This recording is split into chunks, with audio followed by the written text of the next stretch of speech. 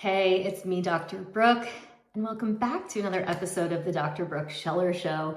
Today, I want to talk to you about the 5 p.m. crash and why it's actually happening.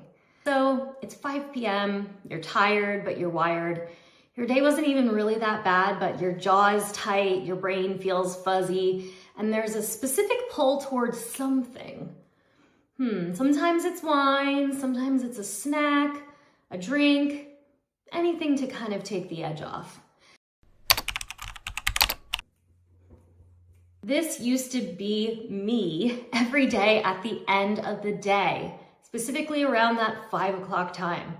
I would be looking at my watch, waiting for the clock to tick 5 p.m. so that I could finally have that glass of wine and transition into my afternoon.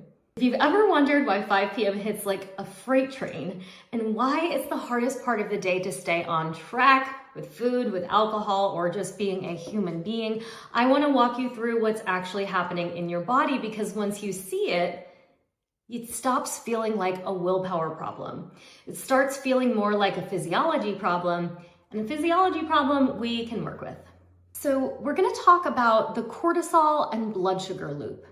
And I'm gonna tell this to you in plain English, and then I wanna give you a couple of easy things that you can start doing today or tomorrow to start breaking that 5 p.m. habit, or at least learning more about why it's happening. So there are two main characters in our 5 p.m. crash story, and these characters are supposed to be friends and are supposed to work together. When they're in sync, we feel steady, and when they're out of sync, for most of us, we feel exactly how I just described. The first character is cortisol, and most people know cortisol as the stress hormone, but I actually think that's very misleading. Cortisol is really your get up and go hormone. It's supposed to be high in the morning when you wake up. It helps you get up and out of bed and have an appetite, and then slowly tapers down through the day and bottoms out at night so that you can sleep. It also raises your blood sugar on purpose because of the way that it helps with fighting stress.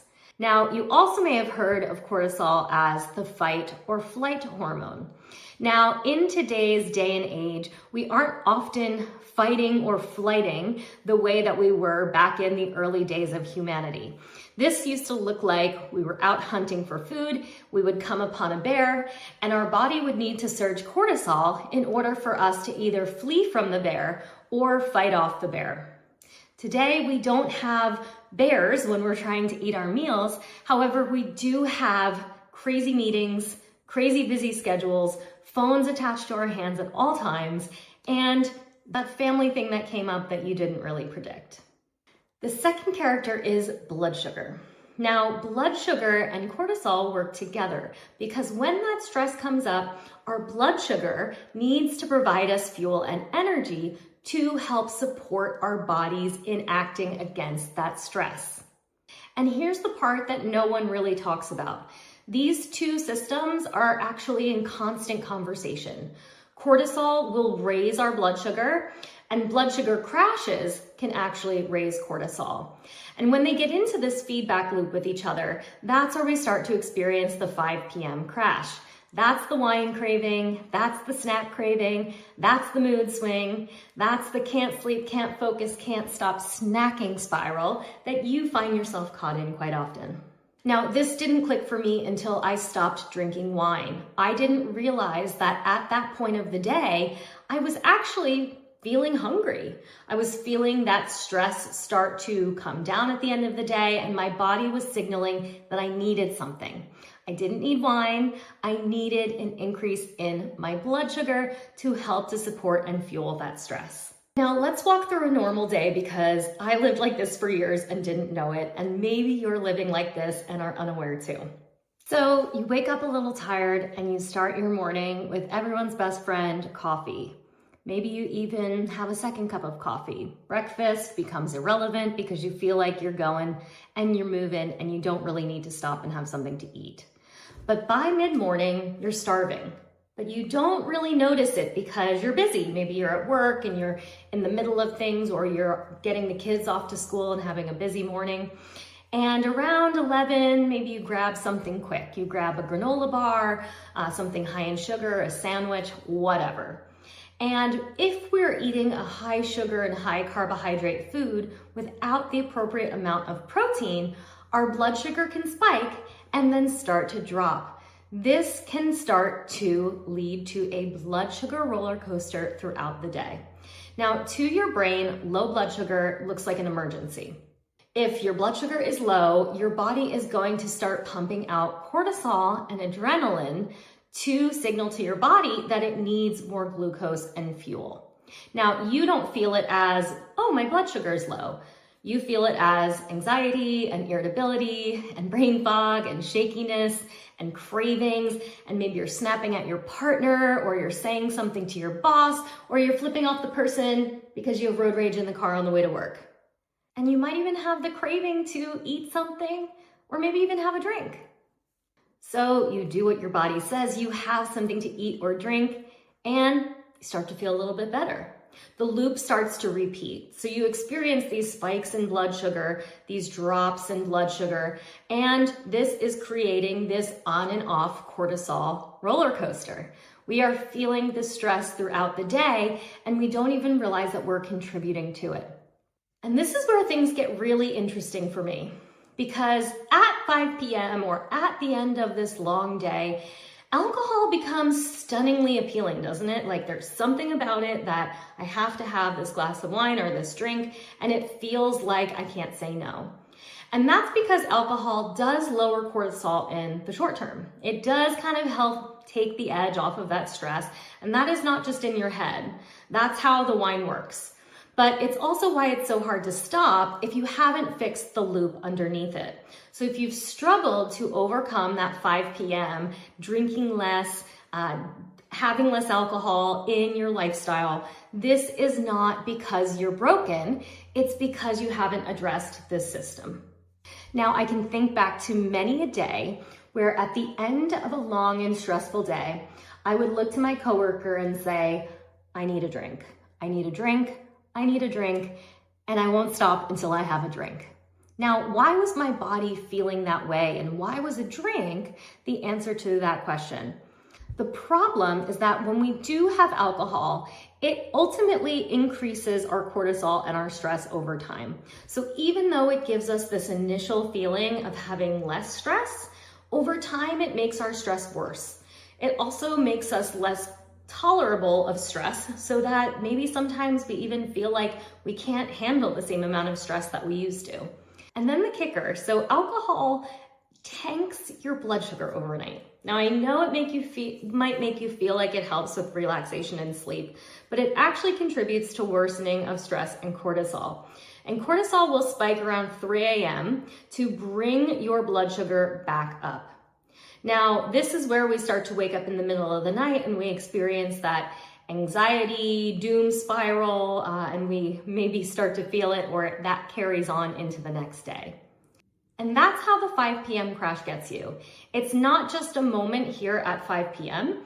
It's the end of a chain reaction that started with how we treated our body at 7 a.m.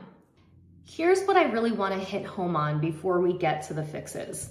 The reason that this gets misdiagnosed as a mood problem or an anxiety problem or a willpower problem is that a blood sugar crash is actually the same, the feeling is the same as when we have an anxiety attack inside.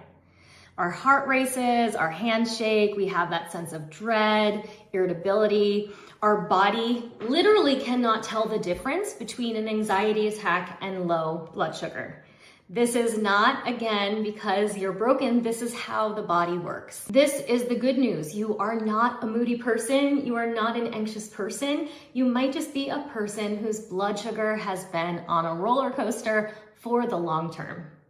Okay, so let's talk about 5 things that you can actually do to help get rid of that 5 p.m. craving. Now, you don't have to do all of these things. You can pick one, let it become part of your routine, let it feel normal, and then try to add another one. Now, rule number 1 is eating within an hour of waking up. Ideally, this is something a little more savory than sweet, and that's because this is going to help combat those blood sugar swings in the afternoon.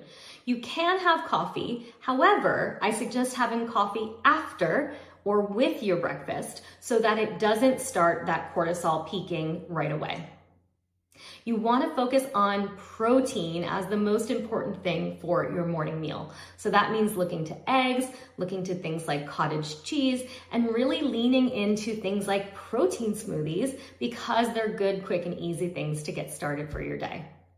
Now, number 2, I want you to think about eating something every 3 to 4 hours and building those meals or snacks around protein. Protein is a stabilizing macronutrient. It helps to stabilize that blood sugar throughout the day. So we want to make sure that we're having consistent meals every 3 or 4 hours, and protein is the star of them. Now, number 3 is I want you not to eat your carbs naked. No apple by itself, no banana by itself, no cookie by itself, no crackers by themselves. You always want to have the protein in place so that it helps to keep that blood sugar balanced. If you start with a banana, you're going to have that spike and that drop off. If you add something like almond butter or cheese or another protein-rich ingredient to that snack, it's going to have a different response for your blood sugar, not only at that moment, but throughout the rest of the day. Number 4, I want you to protect the window between 5 to 7 p.m. The 5 p.m. crash is built in the morning, and that craving that we feel in the afternoon is set in motion by what we've done all throughout the day, starting with that coffee on an empty stomach or that sweet breakfast. So what we want to do is get ahead of it. I am a huge proponent of an afternoon snack somewhere between 3 to 5 p.m. because this is the time frame that is really, really important for setting us up for success and overcoming that craving at 5 p.m. So you want to have a real snack. You want to have something with protein like a few hard-boiled eggs, maybe some beef jerky or turkey jerky, cottage cheese, maybe some fruit and nuts, maybe even it's a small portion of a meal that you had for lunch. And you want to eat before your craving shows up. You don't want to wait until you're hungry because this is where you might be getting into a sticky spot. And number 5, help cortisol come down at night. After dinner, dim the lights, try to stop eating before bed, maybe a little short walk after dinner so that it helps to regulate glucose. And if you're someone who typically wakes up in the middle of the night, that can often be from that blood sugar cortisol change that happens overnight. So you want to be mindful of how you've eaten throughout the day because again, that influences things in the evening. However, getting yourself set up for success before bedtime, winding things down, closing the shades, turning down the lights, getting ready for bed in a quiet and peaceful space is going to have a big impact on how you feel the next day, including your cravings. The biggest one for me is that afternoon snack. I talk to clients about this all the time. It really is the cure to the happy hour craving. So if you want to try just one thing, I suggest adding in that afternoon snack. So here's the thing. Everything that I just walked you through is a lot to hold in your head and keep on your mind when you're standing in the kitchen at 5 p.m. ready to pour that glass of wine or ready to have a snack. So I put together a free guide called the 5 p.m. Craving Crusher, and it is a simplified version of everything in this video. It's the why behind the loop. It contains a protein-forward eating rhythm that you can actually follow, and it's something that I wish I had on my fridge 5 years ago. You can grab this guide for free at the link in the description, or it's pinned at the top of the Substack. Download it, put it somewhere where you'll see it, and just try one thing from it this week. Just one thing, that's it. And let me know in the comments your hardest craving time. Is it 5 p.m.? Is it another time during the day? What time do you feel those cravings the hardest? I read every comment, so please share your feedback, and I look forward to seeing you in next week's video.